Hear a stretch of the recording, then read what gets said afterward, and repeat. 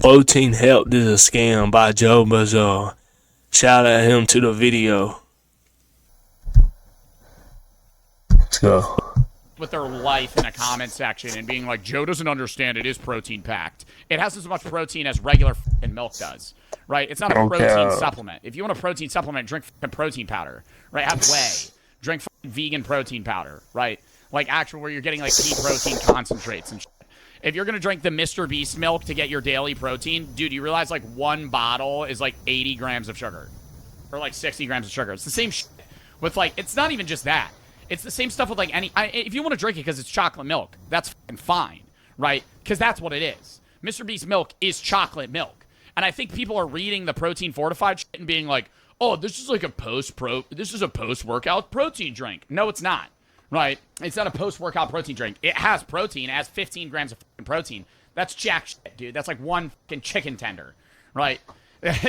Like, you gotta eat protein now.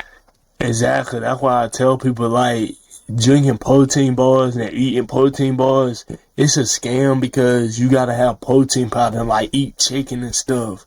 Like, you can't eat that. That Mr. Beast milkshake probably got, like he said, 60 grams of sugar. It's too much sugar in it.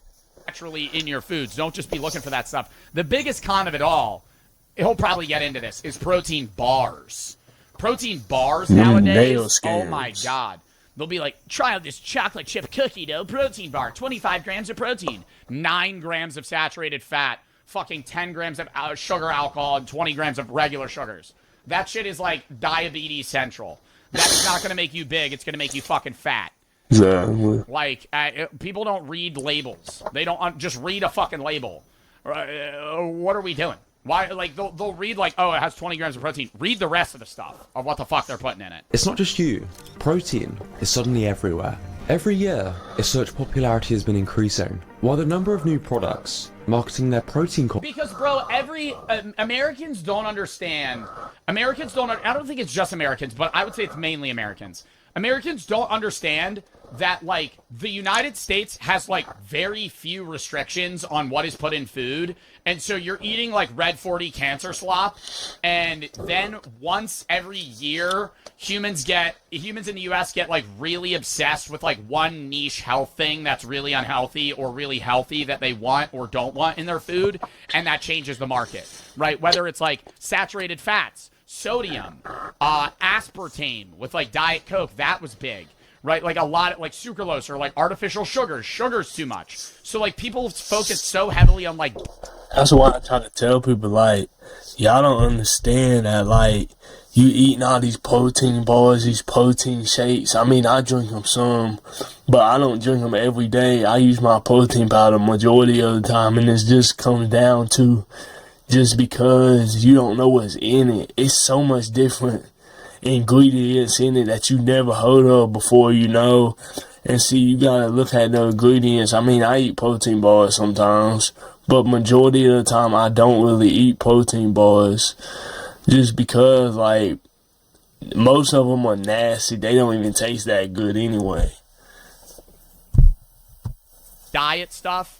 And they're like, I don't want sugar. I don't want saturated fat. I don't want this. I don't want that. And the market will change, and they'll gear that towards you. But instead, they'll just put stuff that's equally, or if not worse, in the fucking food or drink that you're having for you. And people don't care. You recommend any protein bars? Not really, honestly. I eat Cliff bars. I eat protein bars. They're all bad for you. Like, it's very rare that you're going to find a protein bar that's genuinely good for you, comparable to, like, just like an actual post-workout protein like powder that you're able to mix into a shake. Content has almost doubled in the last 2 years. Some companies have even tried selling protein vapes because 71% of people aim to eat more protein in 2024, up from 59% in 2022. I can't hit my protein! 20! Oh, maybe about. Not getting. Well, yeah, you shouldn't be getting your protein from cheese. If you're like, I need to eat more protein, let me eat fucking blocks of mac and cheese. Cheat code to getting fat. Right? Like, I mean, bro, if you want to eat more protein, you got to eat more, like, plant protein and fucking non-fatty meats. Like lean ass, tenderloins, breasts, chicken breast, turkey. That's like turkey ground meat. That's like 99% lean. It's going to be dry as a bitch. Like, that's the stuff that if you're bulking, if you're bulking, it's different. But, like, even bulking, I feel like people just, like, dirty bulk. When people bulk now, it's like, I'm just going to eat like shit. I'm going to get really fat. And then I'm going to fucking say that I'm bulking for the next 3 years. Like, when is that cut coming, right? I don't care what you do with your life. But, like, when you bulk, you need to understand that you have to bulk in a clean manner. Because if you're just bulking in a dirty way, yeah, you'll gain 30 pounds. 25 pounds of that shit's going to be fucking fat, right? And you're not going to change that to muscle. That's why I tell people, like, when you bulking, Chad, when you look at me when I say this, when you bulking, you got to eat majority clean. So you got to do the 80-20 rule. So 80% of the time you eat clean and 20% of the time you eat bad, because, like, you can't just bulk and just eat whatever. See, that's what a lot of people don't understand. Like, a lot of people, when they eat and when they say they're bulking, what you want to call it, they go for a dirty bulk. And I feel like you need a lean bulk. You know, lean bulk is the hardest. Majority of the time I eat healthy, though, so I would say I lean bulk majority of the time. But, like, it's just so hard to, you know. You're just going to gain it and lose it. Protein time! But if you thought influencers were unhinged with this protein craze, just wait until you see the companies cashing in from new products. They've managed to rebrand everyday foods to charge a premium. But take a look closer and you'll see this protein boom isn't nearly as innocent as it looks. Cheerios under fire tonight, the new lawsuit claiming a new Well, it's usually like they divert. Companies know what you care about, and they know that you don't understand a lot of health-based things. And so instead of them making a protein-based thing that's healthy, they'll just remove one thing and add something else. Like, if you ever see, the big example I could give is these. You see them at the store, they're really good. Quest peanut butter cups. People love them. They taste amazing, and you're like, I'm eating healthy. Less than 1 gram of sugar per serving. 11 grams of protein. Wow. 7 grams of saturated fat. 7 grams of saturated fat. A metric shitload. It's just protein powder, effectively. First ingredient's just whey protein isolate.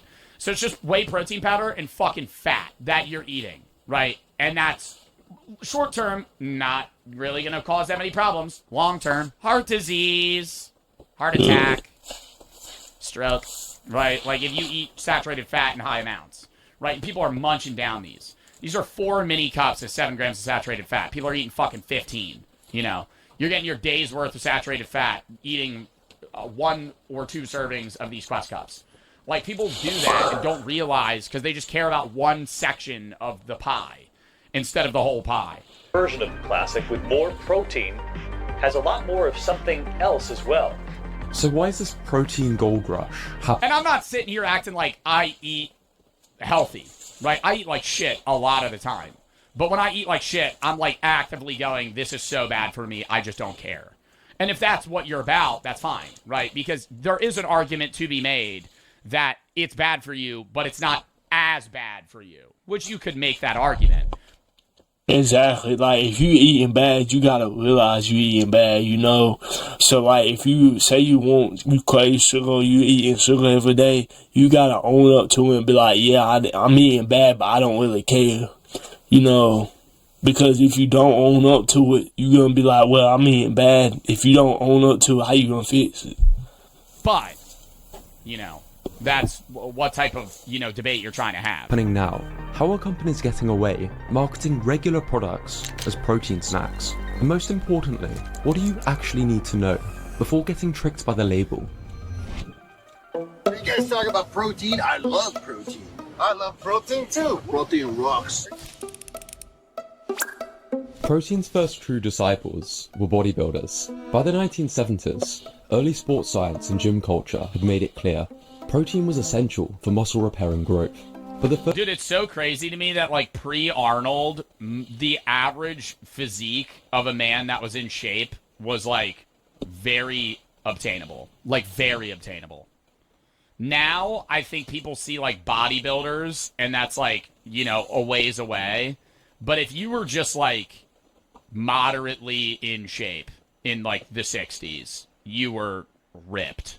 Yeah, you was top too. You know, you had any visible abs. That just shows because you people how like worked bodybuilding out, but has it was like changed. not to the point where they were ripping the gym all the time. It would be like whatever they got doing their, you know, actual physical labor. First few supplements were awful. Protein of the sea was gritty, fishy, and borderline inedible. But as the fitness industry exploded, so did the demand for something better.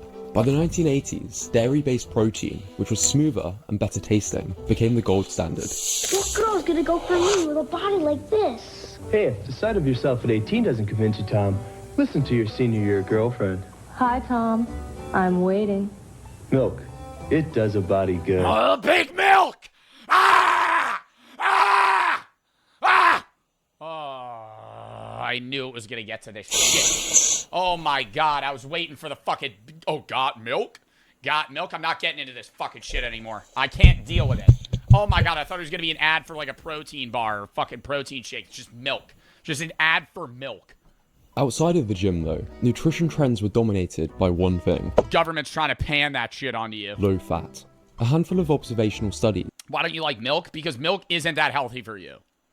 People rave about milk and go, oh, fucking dude, just whole milk, fucking 2%. Oh, no, it's dude, it's so, what the fuck? Look at the back of a milk container. Yeah, it's more natural than a lot of other things that you're drinking. I'm not saying drink artificial shit, but like, I would argue that drinking like almond, oat, or soy milk is arguably much better for you than regular milk. Yes, you need calcium in your diet, but like milk also doesn't contain an absurd amount of calcium, comparable to like a lot of other natural vegetables and foods that you eat. Followed by official dietary guidelines in the 70s and 80s, blamed saturated fats for heart disease.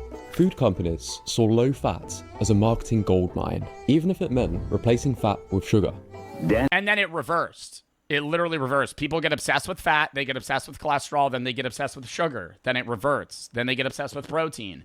And so people just keep changing. And low-fat yogurt, a good thing going for you every day. By the late 90s, the cracks were obvious. Because the American people go, I'm obsessed with fat, I don't want fat, I don't want sugar, but I still want it to taste like it has that stuff. You can't get the best of both worlds most of the time. If you don't want to fucking die of heart disease, you're going to have to eat shit that doesn't taste as good. Like, exactly. Why is that? It's always artificial sweeteners. There's like studies that show that like certain diet drinks and artificial sweeteners increase odds of like dementia. You could still have more kidney stones because you're eating like fucking like drinking diet tea consistently all the time. Like there's downsides to everything that you put in drinks, right? Saying like, oh, diet drinks have no downsides whatsoever isn't true, right? What the downsides are is still largely unknown because they're very new, right? And the studies are very new. But to say that like, oh, me jamming absurd amounts of sucralose into my drink is going to have... Exactly. That's why I say, people say like, you can drink you can drink diet drinks, but like, they're not 100% good for you. Just because they're quote unquote diet don't mean they the best for you. Like sodas, a lot of people think, well, if I drink diet soda, I'm drinking a healthy soda. That's not how that was. I don't drink sodas at all, and that's why. Have no negative downside when I drink 5 of these every day is just likely wrong, right? Will it have less downsides? Maybe, but to say that it's like, oh, this is perfectly healthy for me. Obesity rates kept climbing. The backlash came in the form of Atkins and other low-carb diets, flipping the villain from fat to carbs and putting protein and fat back in fashion. Through the early 2000s, supermarkets' health aisles became a battleground between low-fat and low-carb products. Meanwhile, social media was taking bodybuilding mainstream. Whey protein had become cheaper, tastier, and heavily promoted by influencers. Suddenly, high-protein everyday foods like Fage Greek yogurt and Quest bars were trending well beyond the gym. Brands began to notice something. Bro, Quest bar's one of the reason I got fucking... Quest bar's one of the reason I got fucking hemorrhoids. I was taking way too much creatine, not drinking enough water, and I was eating a metric shitload of Quest bars. My poop turned to fucking literal sandpaper. But protein was untouchable. By the 2020s, longevity-focused experts like Dr. Peter Attia were praising protein not just for bulking, but for preserving muscle with age, supporting immunity, and keeping you full. Protein now had a health halo. And then came the perfect storm. A global lockdown, widespread weight gain, and a renewed obsession with health. Weight loss drugs became mainstream, so dietitians urged patients to eat more protein to avoid muscle wastage while eating. Well, and that's what's so fucked is so many people are like, Joe, you look like you're in shape. And I think I do eat better than the average American, and I think I work out a lot more than the average American. But just because you look healthy doesn't mean you are healthy, right? There's a lot of people that do lose weight using Ozempic, but they still don't get the calories in the caloric intake they need. They don't get the vitamins they need. They don't get the nutrients they need. Just because you're skinny and you look good doesn't mean you actually are healthy. The only thing that's different is like when people are obviously morbidly obese, that's a definitive sign that you're unhealthy versus something that's like on the inside, right? That you can't see. So now, protein-boosted products are almost seen as a shortcut to a healthy body. There's only one way to reach the top without sacrifice. Protein water sounds disgusting. Sparkling protein water. Ugh, that don't even sound good. There's only one way to reach the top without sacrifice. Cheating. By this point, if your product wasn't high in protein, it looked outdated. So companies either reformulated to add it, or used marketing tricks to make it seem like they had. There's one main problem with many high-protein products. They aren't high protein, and it takes a wizard to spot the tricks used to legally get away with it. Take this bag of chips, apparently high protein. Sounds solid, until you realise a serving has just 3 grams of protein. 3 grams of protein is not high protein. And see, that's how they get us with this stuff. That's why when I eat my protein and I eat stuff like that, I look at the ingredients, I look on the bag first before I buy it. See, just because it says high in protein don't mean it's going to be high in protein.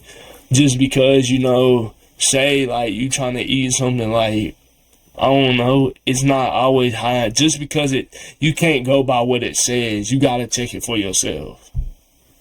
Yeah, but you eat the whole fucking bag. Less than a slice of bread. Then there's this high protein chocolate bar. 27 grams of protein, but also a massive 455 calories. Should be illegal to write this on you. 20%. Dude, I feel like the best thing that I did, like the easiest things to switch out, get rid of white bread, start eating whole wheat. Eat nuts and regular like low-fat snacks instead. Get rid of regular milk. You drink almond milk. Like there's so many like small substitutes you could do that just make your diet better that people refuse to do. And I never understand that. Nuts are high in fat. Yeah, you don't throat down an entire fucking can of peanuts, right? Nuts are high in fat. Don't eat the whole fucking thing. Eat like 2 servings because nuts are still a part of a good diet. Just because they're high in fat doesn't mean they're bad for you. Right? They're bad for you if you eat a shitload of them. But like nuts are good for you. Protein needs. It feels like every aisle is now stacked with the same ultra-processed snacks. Only now, they're boasting about an extra gram or 2 of protein. This shite has 12 grams of protein for 250 calories. The Kardashians' popcorn has 7 grams of protein per 150 calories. Sure, it's a step up, but twice the price is a pretty expensive sprinkle. How can a Nature Valley bar that's only 17% protein still... See, I eat them a lot. I guarantee them not good for you. I eat one of them like everything. Not a lot. ...slap protein on the front. To understand how that's even legal, you've got to understand the loopholes they don't want you to know about. What do you mean legal? I feel like they could fucking throw whatever the hell they want on it. They could be like, oh, this has 10 grams of protein. That's not false marketing. In the US, if a product has just 10 to 19% of the daily recommended value of protein, it can legally be called a good source of protein. 20% or more, now it's high protein. But here's the catch. That daily value is based on just 50 grams of protein a day, which is... And that is so small. Yeah, that is the weird. Don't look at the percentages when you look at it. It really depends, like how big you are, what your body size is. But I'm pretty sure the FDA makes it off of like a 2,000 or 2,500 calorie diet, which most people are exceeding. Yeah, that's what people don't understand. Most people's diet is, I'm pretty sure, They do base it off a 2,000 calorie diet. Yeah, that's what they base the protein and everything on. And most people's eating, more than likely, most people are eating 150 to 200 grams of protein every day, because that's how much most people weigh. Between 100 grams of protein and 200 grams of protein a day. So if you think about it, that's really not realistic, to be honest. So like 10 grams of protein is really not a lot. It's not, to be honest. Especially if you're like a guy and you're big. Like like I'm 6'1", right? I'm not eating 2,000 calories a fucking day. I would lose weight rapidly. It's way below what most people would benefit from for fat loss or building muscle, at least according to the most up-to-date science. But by this rule, if a product has 5 grams of protein, it's a good source. 10 grams or more, now it's high protein, even if it's surrounded by 300 calories of gloop. 5 grams of saturated fat. It has 240 milligrams of sodium, which isn't insane, but it's like, come on. Corn syrup, palm oil, like canola oil. There's so many oils. Peanut oil. What the fuck is this? Cocoa butter. It's also chocolate. In the UK and EU, it's a little bit different. If 12% of the calories come from protein, it can be labelled as a source. Over 20%, and it's high protein. So we have... Maybe I need to live in the UK. The UK seem like they eat a lot cleaner. Many companies, including just enough protein in order to make these claims. And when a company doesn't meet these already low thresholds, there's plenty of legal loopholes they can jump through. They could claim 50 grams of protein, then put in small print per pack, or as Cheerios Protein did, add an extra 0.7 grams of protein to regular Cheerios, double the portion size, and then claim 11 grams of protein with milk, which is where most of that extra protein came from, while conveniently leaving out that this great new product has 17 times the sugar per serving. What the fuck? And even the shake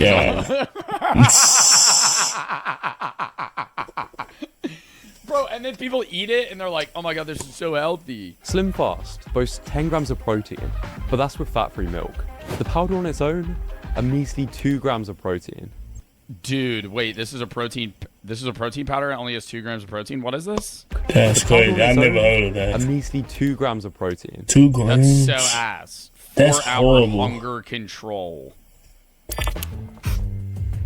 Companies often dodge strict rules by using vague terms. Instead of saying... Dude, I also really loved those Fairlife drinks. You know those Fairlife protein drinks? Those had like decent numbers on them. And then it was like, hey, they have like a concerning amount of lead in their drinks. You remember when that happened? Dude, I was chugging those down. It was like, yeah, it was microplastics. That's what it was. They had a concerning amount of microplastics in their drinks. I was like, oh. I still drink them time to time. They say things like protein packed. Like these I eat those. I eat these. I eat the protein packed shit. This is... I don't think I ever had them. I might have had them like one of the... Yeah, I don't think I ever had them. They don't look that good. Literally, I will stand on the Power Nut. You shouldn't eat the Power Nut. The Power Up Nut Mix, not Power Nut. I will stand on this because, yeah, you shouldn't eat the whole bag. But, I mean, dude, it's literally just almonds, cashews, raisins, pumpkin seeds, peanuts, and cherries. Like, it's not... It's like very basic shit, and it's not salty at all. Like, you eat these, and it's kind of disappointing. I'm not going to lie. If you eat this mix, it kind of tastes like shit. Protein packed. Like these protein packed balls, which only have 4 grams of protein per serving. I also added 2 times the protein on here because companies love to do that all the time. You just have to compare to a comparable product. In this case, it has 2 times the protein of Twix. They'll often choose a low protein product as a baseline to make bold claims. Many companies will also include imagery to give their products a health halo, including images of nutritious whole foods on the packaging.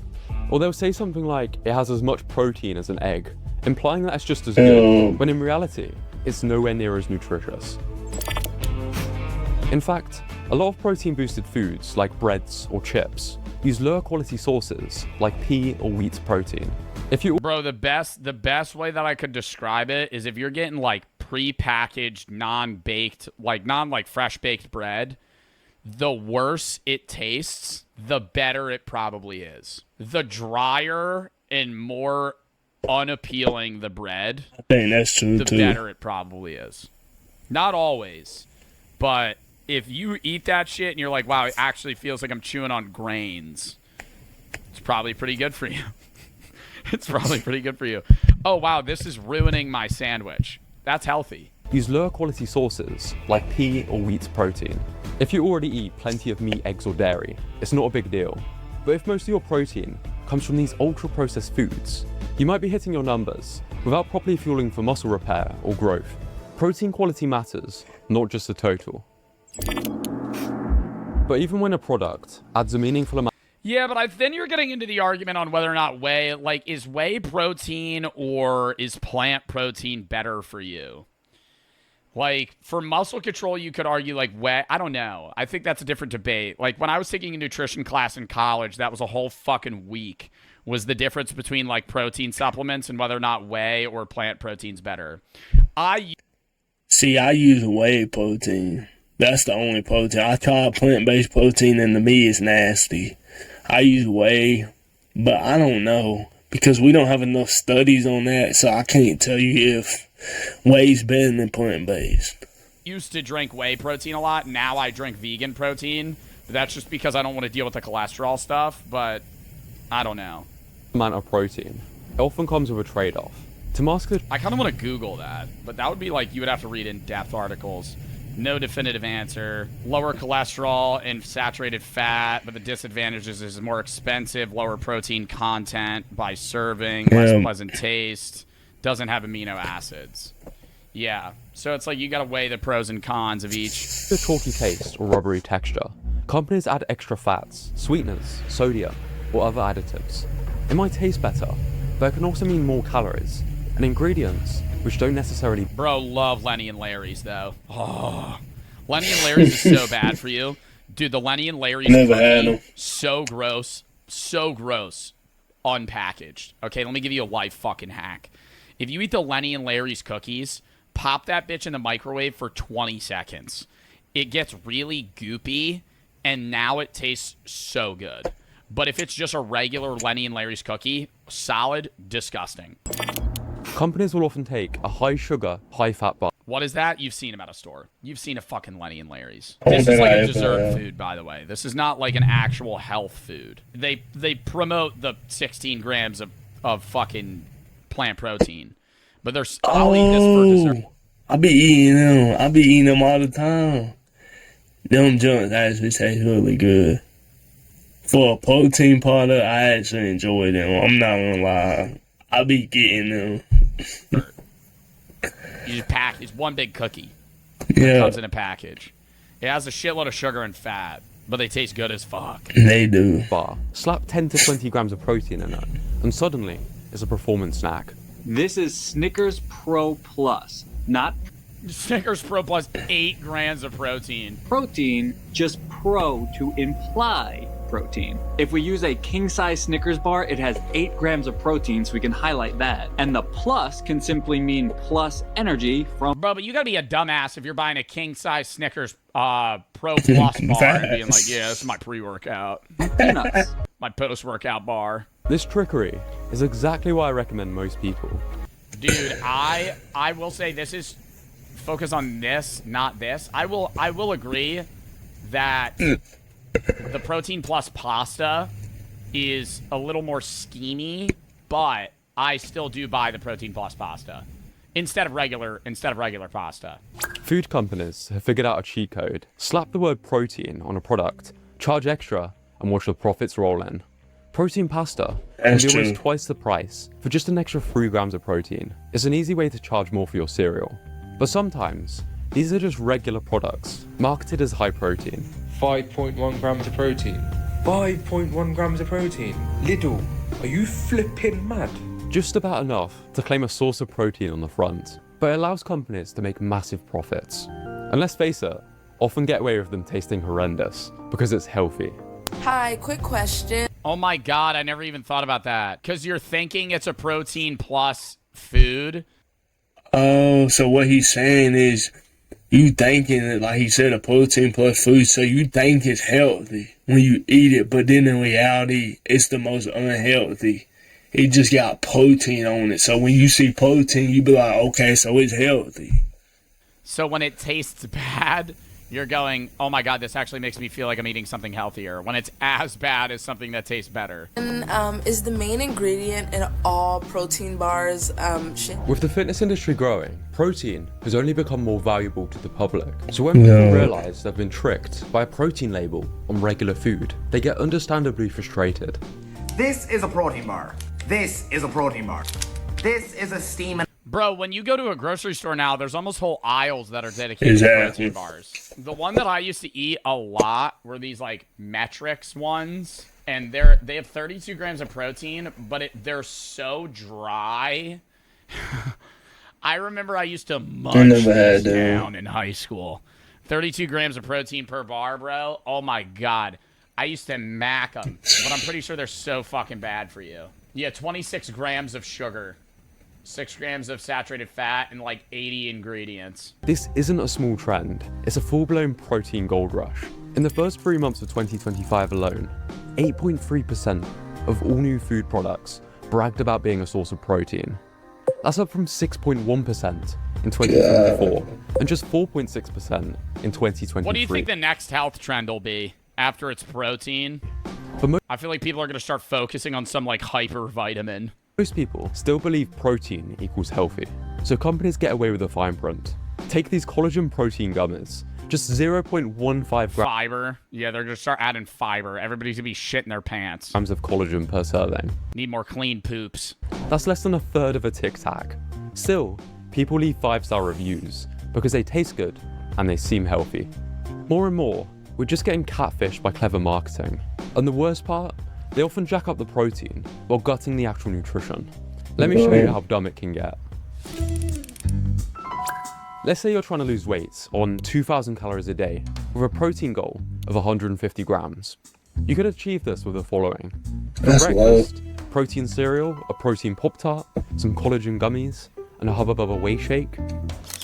For lunch, Hubba Bubba, the gum company, has a blue raz protein shake. The hell, protein That shake? sounds fucking gross. That does. For lunch, protein spread in a protein sandwich, some birthday cake peanut butter protein, and protein chips. For dinner, protein pizza with a protein beer to wash it down. Still under your goal? No worries, just vape the rest. Congrats, you hit... Vape? Vape? Yeah. There's... That's how you know protein getting out of hand. Now we got protein vapes. Peppermint vapes? That's not possible. Vape the rest. Peppermint vape that has protein? It's not possible to vape protein molecules. Congrats, you hit your macros. Now try not to protein yourself, because you've consumed loads of sugar alcohols and additives, not nearly enough fiber, and you'll probably still be hungry, since ultra-processed food just isn't as filling as whole foods. I learnt the hard way as a teenager. During lockdown, there wasn't much fresh food in my area, and I was convinced COVID meant instant death. So I basically lived on protein products ordered online. Sure, I hit my calories and lost weight, but I also racked up deficiencies, felt bloated, and barely ate any fruit or veg. These products tend to be stripped of the vitamins. You have to eat natural food with the protein stuff too. Like, you can't just eat protein bars and like just protein stuff all the time. It's just not good, you know. Minerals. I eat too much fruit, bro. It makes my teeth yellow. I drink too much coffee and I eat too much fucking fruit, dude. I have to do whitening strips like constantly. It's gross. I eat absurd amounts of fruit, like bowls of fruit. I'll eat a case of blueberries, a fucking bag of grapes, and phytonutrients you'd find that shit off the vine. In whole foods. And Michael Pollan calls that narrow thinking nutritionism. I had to read that book, I think. Actually, no, I didn't. Nutritionism. To make things worse, protein fortified junk often comes with a premium price tag, which is the main issue, especially when you consider that most of these products aren't really high protein. All these products have their place in a balanced diet, but if your diet boils down to chasing protein claims on flashy labels, you've basically become a marketer's dream. Your protein powder. What's the next step? Protein products. I think the fix to this is just eat more balanced protein things, right? Like eat more vegetables that are high in protein, eat more meats that are high in protein and not unhealthy for you. I think a lot of people do the exact opposite and then get into that like alpha mindset where they're like, I'm gonna eat raw bull nuts. I gotta eat lamb eyeballs. I gotta start eating I'm gonna start eating skin. Shouldn't be demonized. They can offer convenience and often taste surprisingly good. If a shake helps you hit your protein goal, brilliant. But many companies are just passing off regular treats as protein products. What protein should I eat then? Meats, fish, right? Shrimp, chicken. You could eat beef or pork. Outside of that, like there's other things like lentils, peas, beans. There's a lot of things that have protein. All the while, actual Whole Foods sits sadly in the corner with no eggs, egg whites, marketing team behind them. And here's the punchline. Some of the products marketed as high protein have even less protein than they claim. Take Lenny and Larry's cookies. They proudly claim 16 grams of protein with over 400 calories. Already a bit questionable. Oh yeah, dude, look how bad they are. Oh my god. They're so good though. The double chocolate chip. They have the vanilla macadamia nut. But when tested, I'd kill a squirrel for that. They were found to have 4 to 9 grams of protein, which is what I love about a piece of chicken and Whole Foods. No bullshit or asterisks involved. So here's a question worth asking. If the protein bars and cookies that you're relying on turned out to not be high in protein, would your diet fall apart? Because if the answer is yes, probably a red flag. One simple test which helps me choose shakes and bars is to take the calories, knock off the last 0 and compare. If a product has more grams of protein than this number, it's pretty good. So yeah, bro, but I hate when people market the David protein bar, bro. It's so annoying on TikTok. May still taste like shit. Oh no, definitely the David protein bars are cheaper than they've ever been. You can buy a whole box, you're basically stealing it from them. They made too many by accident. Fuck some jerk off on TikTok. I might use my affiliate code. If a product has more grams of protein than this number, it's pretty good. So a bar with 190 calories and 20 grams of protein, decent. But 480 calories and 16 grams of protein is starting to look more like expensive candy with a protein sticker.